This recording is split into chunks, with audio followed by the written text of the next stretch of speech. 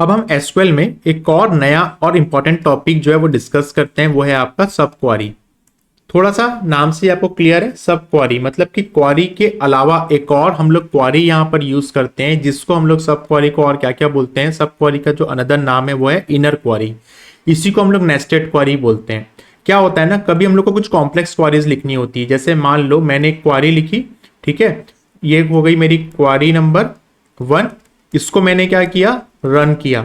अब इससे जो मेरा आउटपुट आया, इस आउटपुट के लिए मुझे एक और यहाँ पे क्वारी लिखनी हो रही है। तो इस तरीके की क्वारी को हम लोग क्या बोलते हैं, एक अनदर क्वारी जो हम लोग इसको लिखते हैं उसको हम लोग सब क्वारी बोलते हैं, या फिर इनर क्वारी बोलते हैं, या फिर नेस्टेड क्वारी बोलते हैं। क्लियर हुआ आपको ये? इसका जो सिंटेक्स होता है वो कैसे होता है, थोड़ा सा इसका सिंटेक्स थोड़ा सा आप फोकस होकर समझिएगा, थोड़ा सा कॉम्प्लेक्स फॉर्मेट में होता है इसका सिंटेक्स। सबसे पहले हम लोग सेलेक्ट करते हैं, कॉलम का नाम लिखते हैं, ठीक है।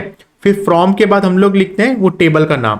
फिर वेयर कॉलम यूज करते हैं, फिर कॉलम का नाम लिखते हैं, फिर एक ऑपरेटर लगाते हैं, ठीक है। हो सकता है ये कंपेरिजन ऑपरेटर हो सकता है लॉजिकल ऑपरेटर हो।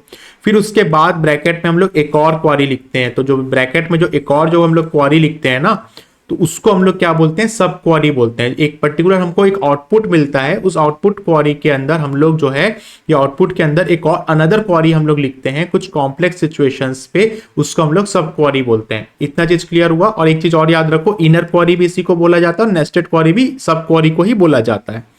क्लियर हुआ इतना चीज? अब हम लोग इसको ना एग्जाम्पल के थ्रू समझते हैं।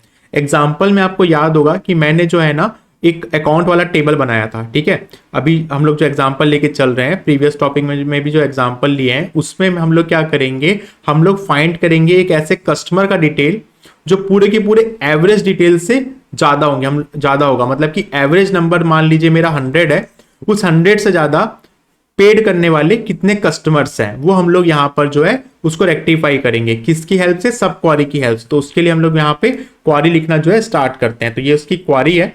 इसके क्वेश्चन में हम लोग जाते हैं, पोस्टग्रेसक्यूएल को ओपन करते हैं और इसके लिए हम लोग जो है क्वारी लिखते हैं, ठीक है। सो मैंने यहाँ पे पोस्टग्रेसक्यूएल ओपन कर लिया है, क्वारी टूल को भी ओपन कर लेते हैं। यहाँ पर जो मैं भी एग्जाम्पल यूज कर रहा हूँ, वो एग्जाम्पल यूज क्या कर रहा हूँ, जो हम लोगों ने अकाउंट्स वाला एग्जाम्पल बनाया था। सेलेक्ट जो डेटा सेट अभी यूज किया था, स्टार फ्रॉम, यहाँ पर टेबल का नाम क्या है हमारा, अकाउंट्स। इसको मैं यहाँ पे जाके रन करता हूँ। यहाँ पर हमारे पास जो है कस्टमर की आईडी है। टोटल यहाँ पे कितने हमारे पास 7 है। देखो यहाँ पे हमारे पास टोटल 7 रो है। यहाँ पर टोटल 7 रो है। ये 7 रो में हमारे पास जो कॉलम्स हैं, वो कॉलम ये है कि मेरे पास यहाँ पे अमाउंट है, ठीक है। इस अमाउंट का, इस क्वेश्चन के थ्रू हम लोग यहाँ पे सब क्वेरी को समझ रहे हैं एग्जांपल के थ्रू। इस अमाउंट का मैं क्या करूंगा, एक एवरेज निकालूंगा, ठीक है। फिर उस एवरेज नंबर से कितने कस्टमर्स हैं जो एवरेज नंबर से ज्यादा यहाँ पे अमाउंट पेड किए हैं, उनकी डिटेल्स मैं यहाँ पे रेक्टिफाई करूंगा। इसके लिए इस एग्जाम्पल को, इस केस स्टडी को मैं यहाँ पर एज ए क्वेश्चन लेके चल रहा हूँ। समझते जाइए, मैं आपको समझाते जाता हूँ। सबसे पहले हम लोग करते हैं, फाइंड करते हैं क्या है, एक एवरेज वैल्यू।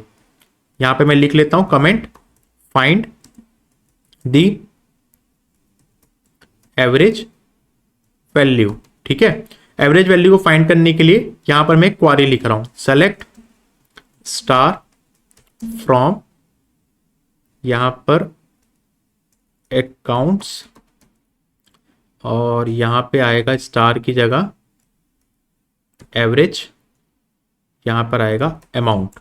तो ये जो अमाउंट वाला जो मेरा जो कॉलम है ना, ये अमाउंट वाला कॉलम है, इसका एक एवरेज मैं यहाँ पे निकाल रहा हूँ। तो इसको यहाँ पे मैं सेलेक्ट करता हूँ इतनी लाइन को, और यहाँ पर जाकर मैं इसको रन कर देता हूँ। तो मेरे पास यहाँ पे आंसर कितना है, यहाँ पे मेरे पास आंसर आया 57.14, ठीक है।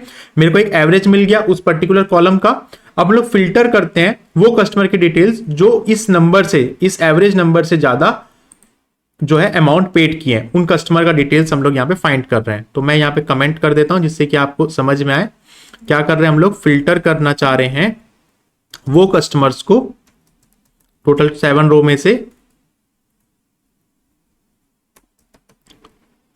कस्टमर डिटेल्स ग्रेटर देन किससे, ये एवरेज नंबर से। कौन से नंबर से, ये एवरेज वैल्यू से। जो एवरेज वैल्यू कितनी आई है, 57 जो आई है एवरेज वैल्यू से, ठीक है, 57 से जो आई है। इसके लिए जब मैं एक सिंटेक्स लिख रहा हूं तो मैं क्या सिंटेक्स लिखूंगा, देखो, सेलेक्ट स्टार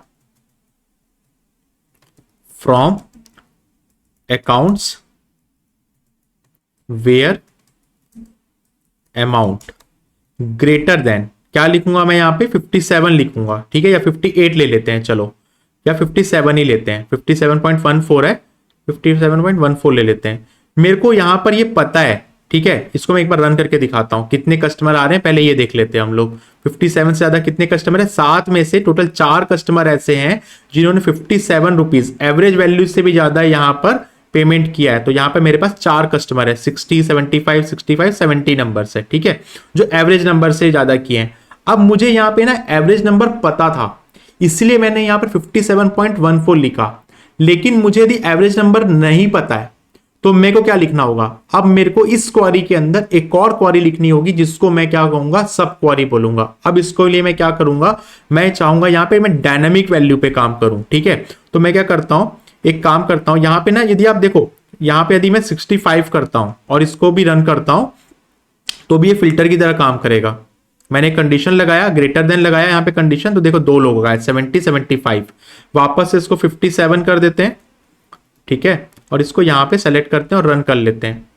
अब ये 57 मेरे को पता था क्योंकि मैंने ऊपर में यहाँ पर एवरेज अलग से निकाल लिया था, इसलिए मुझे नंबर पता था। लेकिन अब इस कंडीशन में मैं क्या करूंगा, इसको मैं डायनामिक बनाना चाहूंगा, वैल्यू को डायनामिक सॉल्यूशन देना चाहूंगा, जिसके लिए मैं क्या लिखूंगा, यहाँ पे एक और सब क्वेरी लिखूंगा। तो यहाँ पे हम लोग इस डायनामिक के लिए क्या करेंगे, कुछ नहीं करेंगे भाई साहब, यहाँ पे हम लोग ब्रैकेट डालेंगे और ये वाली जो क्वेरी है इसको हम लोग ब्रैकेट के अंदर डाल देंगे। मतलब एक क्वेरी के बाद हम लोग आउटपुट जो मिल रहा है उसको डायनेमिक, यहां से एक तो क्या हो जाएगा, ये क्वेरी के अंदर एक और मैं क्वेरी लिख दूंगा, सब इसी को हम लोग सब क्वेरी बोलते हैं, ठीक है। और मेरी वैल्यू यहाँ 57 जो मैं डाल रहा था क्योंकि मैं पहले निकाल के देख रहा था, उसकी जगह यहाँ पे ब्रैकेट में मैं एक और क्वेरी लिख दूंगा। इस तरीके की कॉम्प्लेक्स स्टेटमेंट को सॉल्व करने के लिए हम लोग क्या यूज करते हैं, एक क्वेरी के अंदर अनदर क्वेरी लिखते हैं। इसका सिंटैक्स इस तरीके से होता है जैसे कि अभी मैं आपको दिखा रहा हूं, और यहां पर ये डायनामिक वैल्यू की तरह काम करता है, इसी को हम लोग यहाँ पे सब क्वेरी बोलते हैं। तो एग्जांपल से आपको समझ में आया होगा, एक क्वेरी के आउटपुट के बाद हम लोग एक और उस पर क्वेरी लिख देते हैं, उसको हम लोग सब क्वेरी बोलते हैं। और ये किस तरीके के कॉम्प्लेक्स प्रॉब्लम को यहाँ पे सॉल्व करता है, देखो यहाँ पर जो है 4 ही वैल्यू आ रही, क्योंकि वो 4 ही वैल्यू आएगी, ठीक है, क्योंकि यहां पर जो एवरेज है एवरेज आ जाएगा। अब यहाँ पे एवरेज की जगह मैं यहाँ पे मैक्सिमम लिखूंगा, तो यहाँ पे क्या होगा, मुझे कमेंट करके बताओ क्या होगा।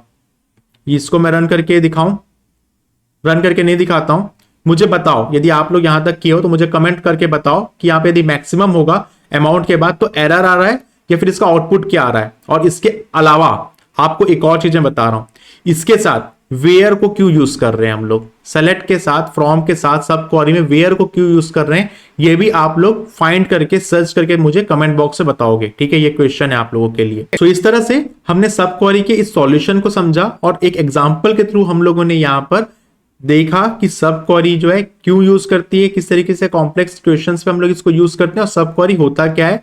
और याद रखें सब क्वेरी को हम लोग इनर क्वेरी और नेस्टेड क्वेरी भी कहते हैं। तो इस तरीके से हमारा ये टॉपिक भी कंप्लीट हुआ।